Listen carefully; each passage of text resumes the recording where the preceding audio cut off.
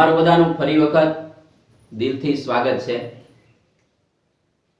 ગયા લેક્ચરની અંદર એટલે કે પાઠ નંબર 7 ભૂમિ સ્વરૂપો છે એ પૂરો કર્યો।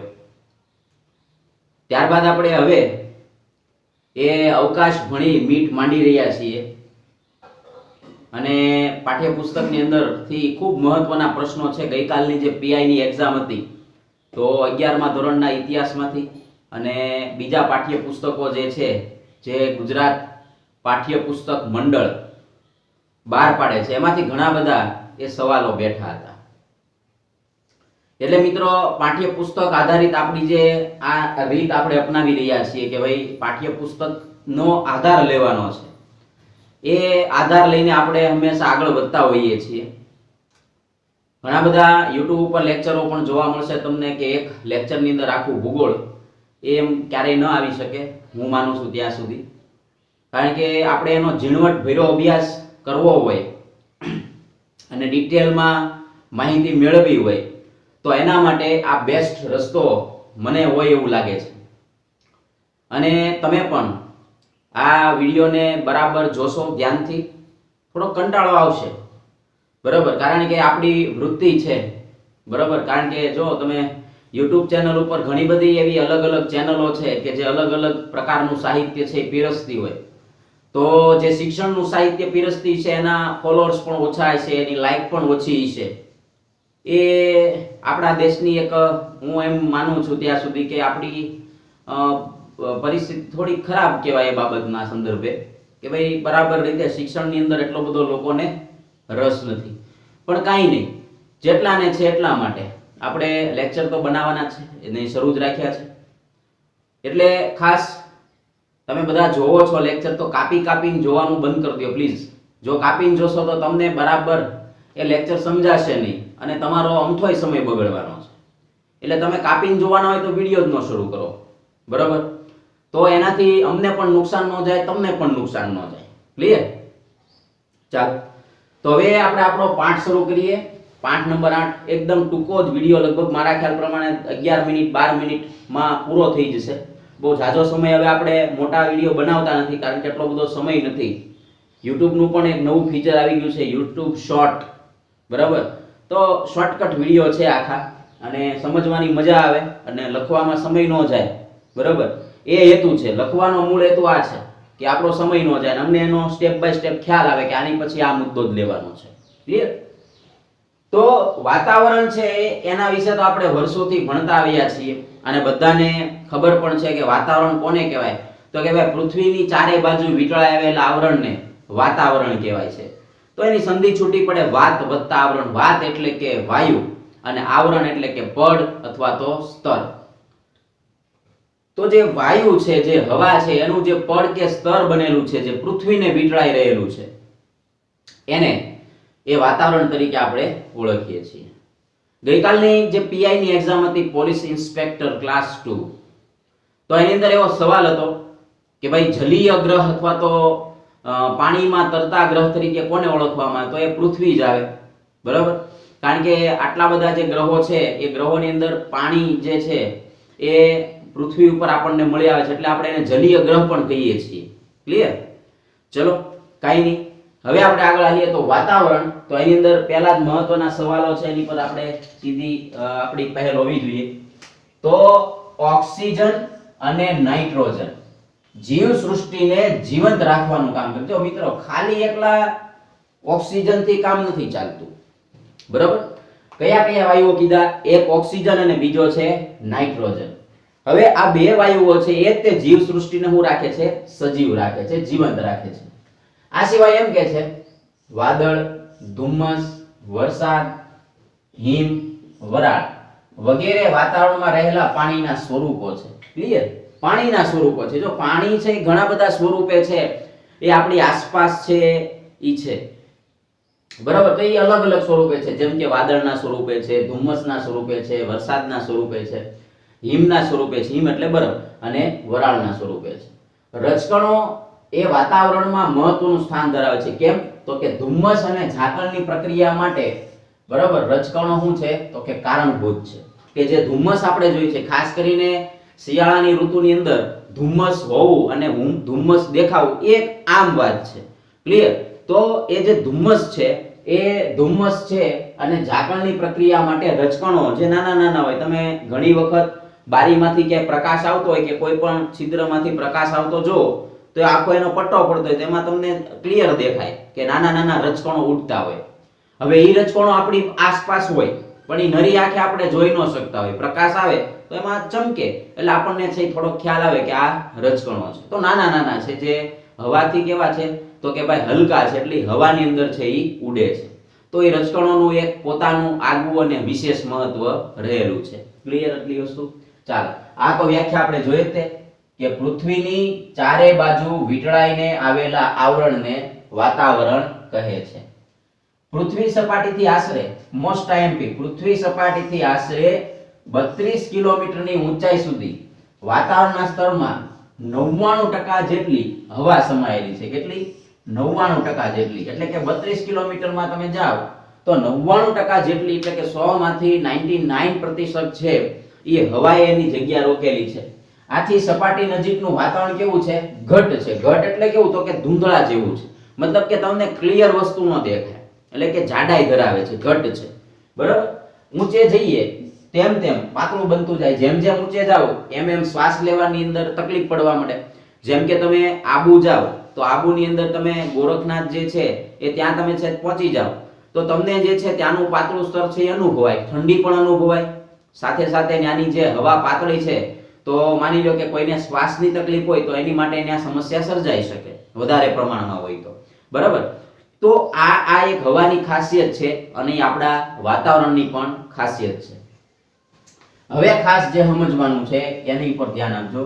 વાતાવરણનું બંધારણ તો કે ભાઈ વાતાવરણ કેમ બન્યું? જેમ જો તમે સમજો કે માનવ શરીર છે તો માનવ શરીરનું એક ચોક્કસ બંધારણ છે કે ભાઈ એની અંદર જે છે સ્વયં સંચાલિત સ્નાયુઓ આવેલા છે. પછી એની હાથે કામ કરતી ઘણી બધી પ્રણાલી આવેલી છે. જેમ કે હૃદય છે એમાંનું એક છે તો કે ભાઈ એ શરીરની અંદર બધા અંગોમાં લોહી પહોંચાડવાનું કામ કરે છે. એની અંદર ઓક્સિજન ભેળવવાનું કામ કરે છે એટલે કે લોહીને ધકેલવાનું કામ કરે છે. બરોબર? તો ઈ એક એની પ્રણાલીથી કામ કરે છે. પછી મસ્તક છે એની અંદર મગજ છે તો એ મગજ છે એ આખા શરીરનું સંચાલન કરવાનું કામ કરે. ક્લિયર? તો એની જેમ વાતાવરણ છે તો વાતાવરણ પણ અમુક તત્વોનું બનેલું છે ને. કાંઈ વાતાવરણ છે એ બની ગયું તો વૈજ્ઞાનિક અભ્યાસમાંથી આપણને ખ્યાલ આવ્યો કે વાતાવરણની અંદર આટલા ટકા આ વાયુ છે, આટલા ટકા આ વાયુ છે. વાતાવરણની અંદર આ જે ભાગ છે એ મહત્વનો ભાગ ભજવે છે. વાતાવરણની અંદર આ જે વાયુઓ છે એ ઝેરી વાયુઓ છે જે માણસને પ્રકૃતિને નુકસાન કરી શકે છતાં પણ એ વાતાવરણની અંદર છે. બરોબર? તો જો તો વાતાવરણમાં ઘન પ્રવાહી ને વાયુ તત્વો છે. આપણને પહેલા જ કીધું. જો ઘન પ્રવાહી ને વાયુ કેમ કીધું તો કે ઘન સ્વરૂપે તમને જોવા મળે, પ્રવાહી સ્વરૂપે જોવા મળે. વરાળ છે તો એ વાયુ સ્વરૂપ છે, પ્રવાહી સ્વરૂપે છે. બરોબર? તો વાતાવરણમાં મુખ્યત્વે સૂક્ષ્મ રજકણો, ક્ષારકણો, હિમકણો જો એ ઘન છે, જીવજંતુ, પાણી અને જુદા જુદા વાયુ અને ભેજ છે. તો આ બધા જે છે પ્રવાહી ને વાયુ સ્વરૂપની પણ આપણને વાત કરી. તો વાતાવરણની અંદર એવા કયા કયા વાયુઓ છે અને કેટલા પ્રમાણમાં છે જે આપણને ખ્યાલ હોવો જોઈએ. તો વાતાવરણની અંદર અનેક પ્રકારના વાયુઓ છે જે અમુક વજનમાં ખૂબ ભારે છે, અમુક હલકા છે, અમુક મધ્યમ પ્રકારના છે. તો જે પ્રકારની એની વજન ક્ષમતા છે એ પ્રમાણની અંદર એટલા વિસ્તારની અંદર આપણને એ વાયુનું પ્રમાણ વિશેષતઃ છે એ જોવા મળે. બરાબર? તો વાયુ અને એનું પ્રમાણ છે કુલ ટકામાં આપણને આપેલું છે. તો પહેલો જે વાયુ છે બરાબર આ આપણને કીધો ઓક્સિજન, નાઇટ્રોજન. તો જો આ નાઇટ્રોજન પ્રથમ અને ત્યારબાદ ઓક્સિજન. તો પહેલો છે નાઇટ્રોજન, પછી છે ઓક્સિજન. એની જે છે સંજ્ઞા છે N2, આનું છે O2. તો પ્રમાણ ટકામાં તો અહીંયા જે છે 78% છે. બરાબર? ઓક્સિજનનું પ્રમાણ અહીંયા કેટલું છે તો કે ભાઈ 21%. તો નાઇટ્રોજન છે સૌથી વધારે થયો ને. તો ભાઈ વાતાવરણમાં કયા વાયુની હાજરી છે સૌથી વધારે છે તો નાઇટ્રોજન. કુલ ટકાના કેટલા તો કે ભાઈ 78% વાયુ કયો છે નાઇટ્રોજન. બરાબર? ત્યારબાદ આવશે ઓક્સિજન તો 78% છે, આ 21% છે ઓક્સિજન. ત્યારબાદ આવે છે ઓર્ગન. અ ઉપરથી પાછો યાદ રાખવાનો ઓર્ગન. પછી કાર્બન ડાયોક્સાઇડ. જો ઓર્ગન જે છે એ 8 તો 0.93% છે. પછી કાર્બન ડાયોક્સાઇડ તો CO2. બરાબર? તો એ છે 0.03%. ખ્યાલ આવી ગયો? હવે જો હવે હલકા વાયુઓ જોઈએ તો નિયોન છે, હિલિયમ છે, ઓઝોન. તો ઓઝોન લેયર છે આપણા માટે જીવસૃષ્ટિ માટે ખૂબ મહત્વનું છે. પછી હાઇડ્રોજન છે, મિથેન છે, ક્રિપ્ટોન છે અને ઝેનોન છે. બરાબર. તો આટલા જે વાયુઓ છે, અહીંથી જે ચાપ મારેલી છે મેં, તમે અહીંથી જોઈ શકો કે નિયોન થી લઈને ઝેનોન સુધી જે છે એ બધા કેવા વાયુઓ છે? તો કે હલકા વાયુઓ છે. ક્લિયર?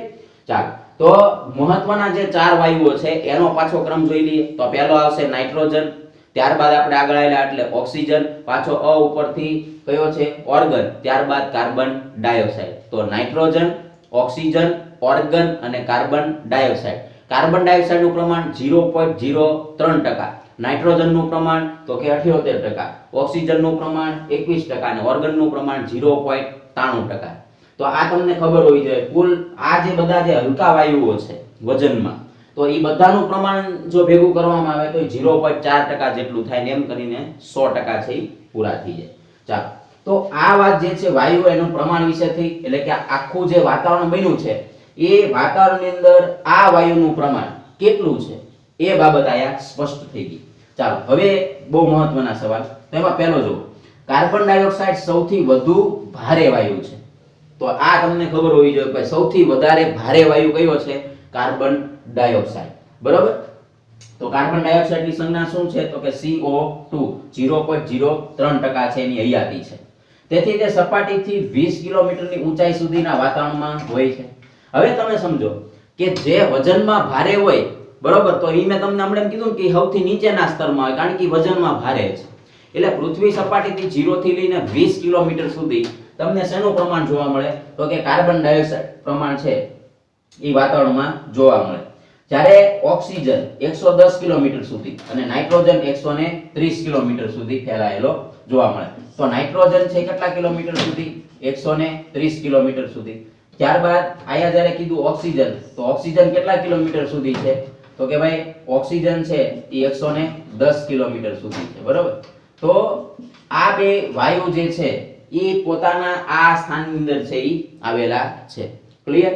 ચાલો, ત્યારબાદ જોઈએ કે વાતાવરણમાં કાર્બન ડાયોક્સાઇડનું પ્રમાણ ખૂબ ઓછું છે, જે આપણને અહીંથી જ ખબર પડી જાય. બરોબર.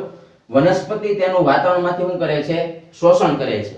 અને સૂર્યપ્રકાશ એટલે કે પ્રકાશ સંશ્લેષણની ક્રિયા દ્વારા કાર્બન ડાયોક્સાઇડની હાજરી દ્વારા એ પોતાનો ખોરાક તૈયાર કરે છે પોતાના પર્ણોની અંદર.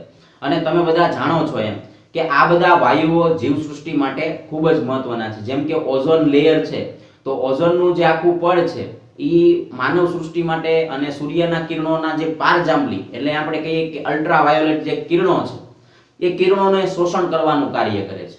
અને વાતાવરણની જે ઘનતા છે એ ઘનતાની અંદર નાના નાના સૂક્ષ્મ કણો પણ રહેલા છે. તો એ અવકાશમાંથી કોઈ ઉલ્કા આવતી તો એની સાથે એનું ઘર્ષણ થાય અને પૃથ્વી પર આવતા પહેલા એની શું થઈ જાય? તો કે મૃત્યુ પામે, મતલબ એ બળી જાય છે. બરોબર. એમાં આગ લાગી જાય છે. તો આ ઘટના છે વાતાવરણની અંદર આપણે જોઈ. પછી આગળ જોઈએ તો ઓઝોન વાયુનું પડ પૃથ્વી સપાટીથી આશરે 32 કિલોમીટર થી 48 કિલોમીટર સુધીની ઊંચાઈ આવેલું છે. બરોબર. જો ખાસ યાદ રાખજો, ઓઝોનનું તમને પૂછશે તો ઓઝોન કેટલા કીધું? 32 થી 48 કિલોમીટર. હવે આના આંકડાઓ અલગ અલગ ઓલાની અંદર તમને અલગ પણ જોવા મળે, તો એમાં બહુ મૂંઝાવાનું નથી. બરાબર. એ બધા ગુજરાત રાજ્ય પાઠ્યપુસ્તક મંડળના પુસ્તકો હોય છે એની અંદર થોડા ઘણા છે અંતરમાં ફેર હોય. પણ અત્યારે આપણે એવું યાદ રાખીએ કે ઓઝોન છે 32 થી 48 કિલોમીટરની વચ્ચે છે એ ફેલાયેલો હોય.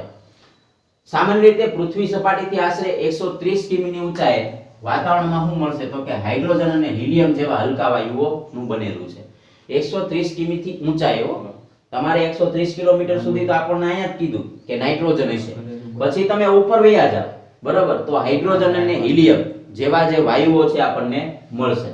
હજી આપણે એક બાબત જોઈએ કે વરાળ વાતાવરણમાં લગભગ 10 થી 12 કિલોમીટરની ઊંચાઈ સુધી જ હોય છે. એ પછી વરાળનું કોઈ અસ્તિત્વ રહેતું નથી, કારણ કે જેમ જેમ તમે ઉપર જતા જાવ, જેમ જેમ તમે જ્યાં સુધી ઉપર વયા જશો, જેમ કે બાહ્ય વાતાવરણમાં આવ્યા તો ત્યાંનું તાપમાન ખૂબ વધી જાય, તો ત્યાં વરાળનું કોઈ અસ્તિત્વ રહેતું નથી. ચાલો, હવે એની પછી જોઈએ કે વરાળનું પ્રમાણ વાતાવરણમાં કેટલા ટકા છે? તો 0 થી 4% ની વચ્ચે. બરાબર. વરાળ એ સૂર્યની ગરમી શોષી લેનારું વાતાવરણનું મુખ્ય ઘટક પણ છે. તો આટલી બાબતે ક્લિયર થઈ ગઈ. ઓઝોન વાયુનું પડ પૃથ્વી સપાટીથી આશરે 32 થી 48 કિલોમીટરની ઊંચાઈ. સામાન્ય રીતે પૃથ્વી સપાટીથી આશરે 130 કિમીની ઊંચાઈએ હાઇડ્રોજન અને હિલિયમ જેવા હલકા વાયુઓ આપણને મળશે. વરાળ વાતાવરણમાં કેટલા કિલોમીટર? તો કે 10 થી 12 કિલોમીટર સુધી વરાળનું પ્રમાણ વાતાવરણમાં 0 થી 4%, બરાબર. અને સૂર્યની ગરમી શોષવાનું કાર્ય છે એ કરે છે. ત્યારબાદ જોઈએ કે પૃથ્વી સપાટીથી તદ્દન નજીકના વાતાવરણમાં અસંખ્ય રજકણો આવેલા છે. તે ખુલ્લી ધરતી, કારખાનામાંથી નીકળતો ધુમાડો, વનસ્પતિ, વોલ્કેનો એટલે કે જ્વાળામુખી, પ્રસ્ફોટન, ઉલ્કાપાત વગેરે દ્વારા વાતાવરણમાં ભળે છે. રજકણો અને ક્ષારકણો ભેજધારી અને ભેજગ્રાહી છે, બરાબર. સીધી વસ્તુ છે કે જે રજકણો છે એ ભેજનો શું કરે છે? સંગ્રહ કરે છે, એટલે કે પાણીનો સંગ્રહ કરે છે અને જરૂરિયાત પડે એમાંથી શું બને છે? વાદળો બને છે, બરાબર. તેથી વાતાવરણની ઘનતા વધારે છે. ઉષા એટલે શું થાય? સવાર કે સંધ્યાના દ્રશ્યો, ધુમ્મસ, વાદળ વગેરે બનવાની પ્રક્રિયા માટે રજકણો શું છે? કારણભૂત છે. તો આ ક્લિયર થઈ ગયું આપણને કે રજકણો છે એ કેટલા મહત્વની ભૂમિકા છે એ ભજવે છે. હવે અહીંયા આપણે એક ચિત્ર દોરેલું છે વાતાવરણની સ્તર રચના, કે આ જે સ્તર રચના છે એ સ્તર રચના પૃથ્વી સપાટીથી આ રીતે ફેલાયેલી હોય. તો એમાં સૌથી નીચેના ભાગમાં જે આપણે જીવંત વસ્તુ છે ત્યાં ક્ષોભ મંડળ, બરોબર, પછી ક્ષોભ સીમા આવે, પછી સમતાપ આવરણ, પછી સમતાપ આવરણની સીમા, પછી મધ્યાવરણની સીમા, ઉષ્માવરણ અને બાહ્ય આવરણ. હવે એ કિલોમીટરમાં છે. જો તો ક્ષોભ મંડળ છે એ કેટલા કિલોમીટર? તો કે 10 કિલોમીટર સુધી ફેલાયેલું. ત્યાં વીજળી, વાદળ, પર્વતો આ બધી વસ્તુ આયા આવશે. પછી છે સમતાપ આવરણ. તો સમતાપ આવરણ છે ત્યાં ઓઝોન વાયુનું લેયર હોય. ખાસ યાદ રાખજો, સમતાપ આવરણ છે તો એ કેટલા કિલોમીટર? તો કે 10 કિલોમીટર થી લઈને 50 કિલોમીટર સુધી છે ફેલાયેલું હોય, બરાબર. તો ત્યાં છે પ્લેન ને એવું છે, ઉડવાની જે ક્ષમતા છે આ સમતાપ આવરણની અંદર આપણે ઉડાડી શકીએ. ત્યારબાદ 50 થી લઈને 80 સુધી જે છે મધ્યાવરણ છે. ત્યારબાદ 80 થી લઈને 100 સુધી ઉષ્માવરણ છે. તો કે અહીંયા ઉષ્માવરણ એટલા માટે કહેવાય કે આનું તાપમાન છે એ ઘણું બધું વધી જાય, તો તાપમાન તમને વિશેષ જોવા મળે છે. પછી બાહ્ય આવરણ છે તો ત્યાં તાપમાનનું કોઈ નક્કી જ નથી. એક અંદાજ મુજબ 1000 ડિગ્રી તાપમાન પણ વધી જઈ શકે, એ બહુ હકીકત છે. હવે વાતાવરણની જે સ્તર રચના છે એ સ્તર રચનાને આધારે અને સપાટીથી ઊંચે અનુભવાતા તાપમાનના ફેરફારોને કારણે વાતાવરણ 4 આવરણોમાં વહેંચવામાં આવ્યું છે. તો એમાં પહેલું આવરણ છે ક્ષોભ આવરણ, બરાબર. તો એને અંગ્રેજીમાં કહેવાય ટ્રોપોસ્ફિયર. ત્યારબાદ છે સમતાપ આવરણ, તો એને કહેવાય સ્ટ્રાટોસ્ફિયર. ત્યારબાદ છે મધ્યાવરણ, તો મધ્ય ઉપરથી એમ વસ્તુ યાદ રાખવાની, મેસોસ્ફિયર. અને ત્યારબાદ છે ઉષ્માવરણ, તો થર્મોસ્ફિયર. તો અંગ્રેજી નામ પણ બહુ મહત્વના છે, તો એ ખાસ યાદ રાખજો. ફરી વખત કહું છું, વાતાવરણની સ્તર રચના છે એને 4 વિભાગમાં વહેંચવામાં આવે છે. એક છે ક્ષોભ આવરણ, પછી છે સમતાપ આવરણ, પછી છે મધ્યાવરણ અને પછી છે ઉષ્માવરણ, બરાબર. આ તો બાહ્ય આવરણ છે. તો આટલા જે છે એ 4 ભાગમાં વહેંચાયેલું છે. જે આના અંગ્રેજી નામ લખ્યા છે એ પણ ખાસ જોઈ લેવા. તો ચાલો, તો તમને એટલી બાબતો સમજાણી છે. હવે પછી પાછા નેક્સ્ટ લેક્ચરની અંદર મળશું. આનાથી આગળ આની થોડી ડીપલી માહિતી લેવાની છે. પાછું એનું ચિત્ર દોરશું, પાછું એની અંદર ડિટેલમાં માહિતી આપણે 4 આવરણ વિશે મેળવવાની છે. તો મારી સાથે જોડાયેલા રહ્યો સ્ટડી વિથ જયેશ ઉપર. આપ સૌનો ખૂબ ખૂબ આભાર.